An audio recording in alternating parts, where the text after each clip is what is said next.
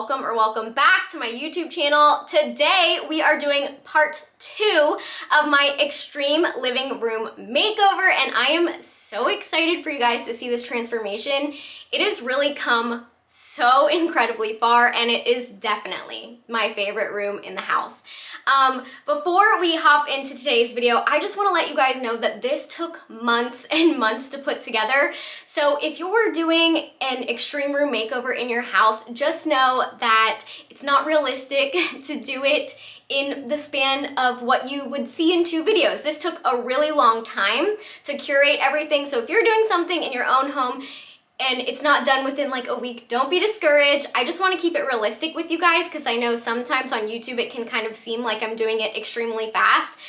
But doing rooms is expensive, and I just want to be fully realistic in case you're looking to upgrade your space. But I'm gonna stop talking. Let's go ahead and hop into today's video. Okay, so I put these 4 colors up on the wall, and I have some thoughts. So I like all 4 of them. That one is a little bit too green just for this room. I like it though, and I think it could be cute. It's called Secluded Woods. And then I absolutely am obsessed with this color. It's like a mauve-y kind of beige grayish. It's really pretty. It's called Wild Truffle, but I'm not 100% certain that it would work in this room. All of my decor is going to be fairly neutral, so I think that that's just like too neutral.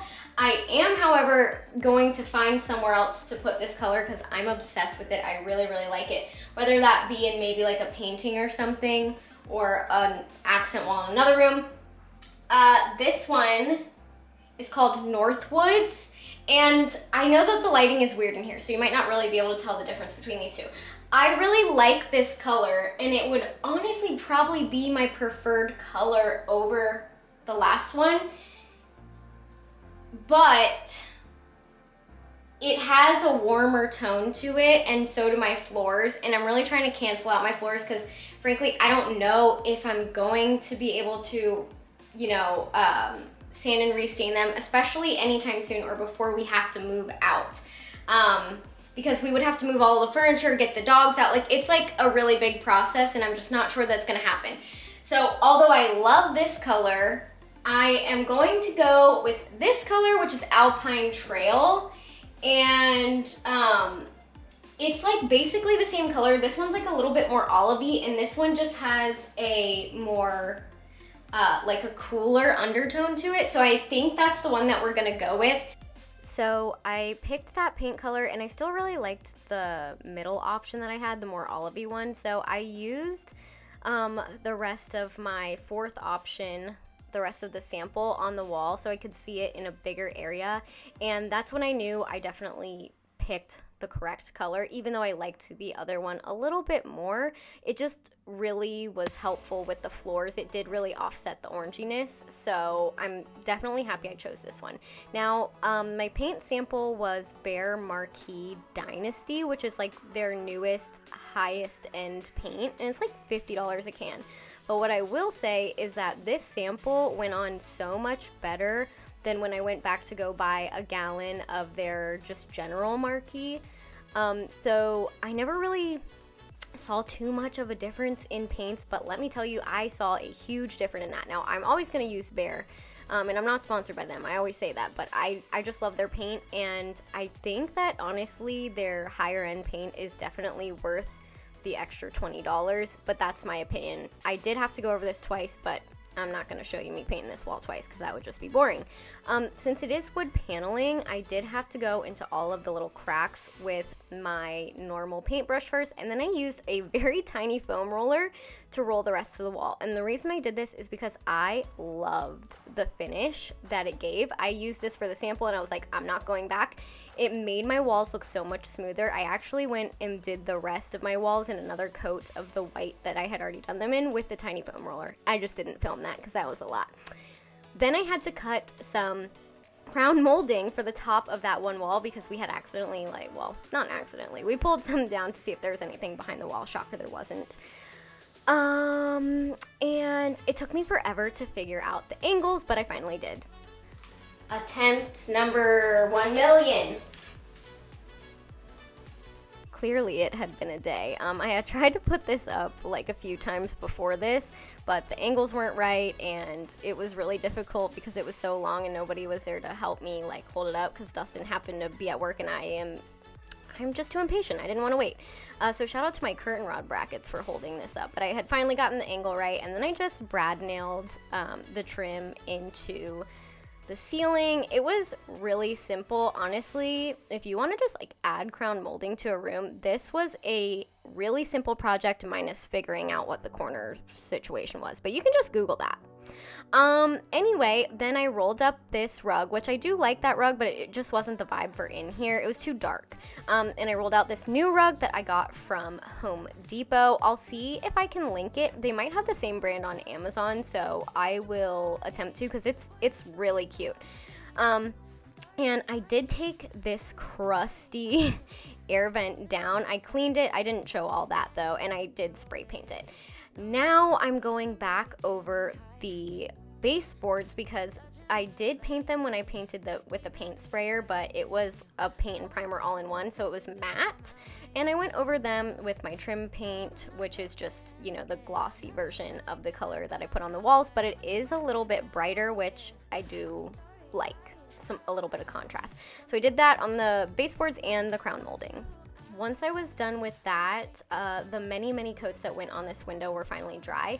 So I just scored the masking liquid that I put on the windows and peeled it off. Now, I put too thin of a layer, so it was a little bit difficult for me. Normally I put 2 layers, but like I was just in a hurry. I don't know for what reason. I think I was just ready to be done with this project because like I said, it's been an ongoing project for months and months and months. But yeah, I definitely recommend this instead of tape. It takes way less time, at least in window panes, that is.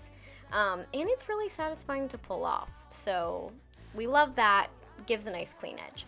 Now, after everything was done with all of the painting, I then re-rolled my rug back out because I did kind of like roll it up and cover the couch while I was, you know, painting the rest of my walls like I mentioned before, but I didn't film that. And then I was just, you know, attempting to get the couch in the correct position. I'm not very strong and everything kept sliding, but you know, it's okay. We make it work. And then I found this super cute mirror at home, which was perfect for the mantle. I'm obsessed with it. I'm gonna link a similar one from Target because I know that at home is like hit or miss if you have one in your area. And it's only like $10 more from Target, but it's the same exact mirror with the same dimensions. And then I took all those candles out because even though I liked that look for my fireplace, I wanted a more natural look. So I just straight up bought this firewood from Home Depot and put that in there. Then it was time to hang my curtains back up. I debated trying to find some that matched the wall color, but I was like, nah, these look great. And honestly, I did try a darker pair that I had and it just wasn't the vibe. So anyway, then I moved my couch and I leveled this piece of painter's tape so that I could hang my art level. This is a really great hack that I use all the time. It's a lot easier than trying to level your actual painting, and then I just like tap nails in right at the top of it so then the nails are level, which is a really great trick. And also I made this art piece that I'm about to put up. If you guys want a full video on it, I did film it, but it's too much for this video, so let me know because it was super simple to make and I really love how it turned out. I framed it myself and everything, so super cheap as well. And then I put in my side tables, which I'm sure you guys have seen these in previous videos because they've been in our bedroom. They've been in like every room in our house. I love these, and I knew that I wanted to keep them in my living room, so I was really happy I didn't have to buy more. Now, these chairs are amazing. They're from Target online, so you won't find these in the store, at least not in my area. And they were really, really affordable, you guys. They were $200 each, which I know furniture is expensive, but armchairs, when I was looking for something like this, they were like thousands of dollars. So I'm gonna link those below. They also come in like a charcoal gray as well, which are super cute. Then I got these super fluffy pillows from Target that I'm obsessed with. I mean, if you can't tell, most of this whole house is from Target, and I'm not ashamed. We love Target. We love her. Anyway, already had this hook in the ceiling, hung a plant from it. I do end up changing out the plant, but I forgot to film it. It's fine. And then I got these ottomans from Target as well, which actually match my chairs that are in my office that you always see me sit in my intro video.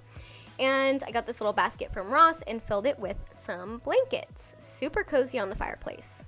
Hee. Fun fact, this is a garbage table that I found at her old apartments near the garbage can that somebody was going to throw away. I believe it's from IKEA. I had spray painted it back then to give it a new life and of course cleaned it. But now we're going to give it an even better life. So I got this tabletop from Lowe's. It was like $30, super affordable. And then I just stained it. Now you guys, this is a pretty lengthy project, and I know that there's gonna be somebody that wants to recreate this or something like this, so I'm actually going to run through it quickly now, but I'm gonna give you guys the full in-depth tutorial probably next week because it is such a transformation. I absolutely am obsessed with this coffee table, and you could really do this to like any old furniture that you have that you want to give a new life. So I got this MDF trim from Home Depot, and basically I just cut it to size to be the same height as my coffee table. I used some Gorilla adhesive and some clamps to go ahead and adhere it to the sides, and then I would wait till that dries, flip it over. You guys get the gist, but there's a lot of little intricacies, so more on that next week. I also forgot to film this, but I did cut this trim for the bottom of the fireplace, and I did nail it in. And basically it's because you guys saw in the last video, if you watched it, that there was a bunch of gapping and cracks there. And then I just went and caulked the edges. Now here's the beautiful table base that is done. And here is the tabletop. I just put it directly on it. And the great thing is I can take the tabletop off if I want and still use the inside for storage. So I absolutely am obsessed with this. Really changed this coffee table. Now we're at my favorite part where we get to style everything. So I actually thrifted these candle holders. I got this vase from Target, and that filler is actually from Dollar Tree. Of course, a crystal. You know, I have to have many crystals in my house. I also got this little tray from the dollar spot at Target, and another little crystal right in front of the mirror. Didn't want anything to be too high in front of there. I had some books and these little they're not faux florals, they're dried florals in those, and another crystal. Then I went ahead and put a nail in the wall to hang up this artwork that I actually had previously used in my bedroom, but it was just such a perfect match for the living room. I had to steal it and put it in there. Also got this tree from Target, obsessed. It's I think from the Studio Mcgee line. I did have a different pot over here, but it was like way too tall, so I was like, I'm getting this tree. And then I actually stole one of the chairs from my office. I just love this chair so much. I'm gonna wait until they come back in stock online and then order another one so I can like have two for my office and one in here. It was just a good fit, you know what I'm saying? And then I put this little pillow on the fireplace because sometimes we like to sit there. I don't know, random. And of course, all these pillows are from Target. I had to fluff them up really good. This one has like a little green stripe, which I thought really helped bring in the green from the wall across from the couch. My friends, karate chopping your pillows is just absolutely necessary, okay? Then I picked up some like $5 greenery from the grocery store, and I put it in this vase that was actually from our wedding. I can keep greenery alive, but I can't keep plants alive, so I don't really know what's up with that, but it made the room smell so good, and I absolutely love it. I got these little faux like olive plants from Target. Yes, I know that everything is from Target, but this video is not sponsored by Target. I wish it was. Target, let's collaborate because I love you. Anybody else go in there and literally spend like $200 when you went in to get shampoo? Because same. Got this blanket ladder from At Home, and I put it behind these little chairs that I had there previously, and basically I'm just resetting everything up. Also, now these ottomans kind of tie into the chair on the other side of the room because, like I said, it's the one from my office that matches those. Then I put this little tray with the remotes and a crystal, and put the man, the myth, the legend himself, Rick the Brick, in here. But here are the before and afters.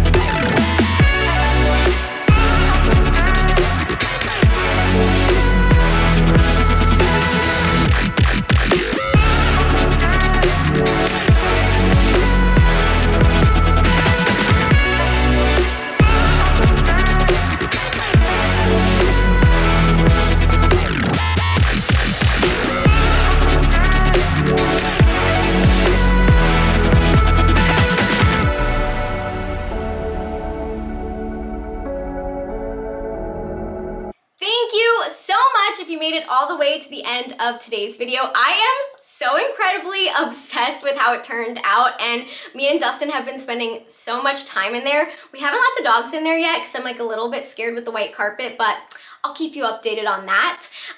I used a lot of stuff from Target and I think a few things from Amazon. So I'm gonna go ahead and link everything that I used down in the description box below, just in case you guys were curious on where it came from, you wanted to get it yourself, or maybe you'll even find some of the stuff that I have linked in Target. You can look out for it if you're interested in purchasing it for your own home.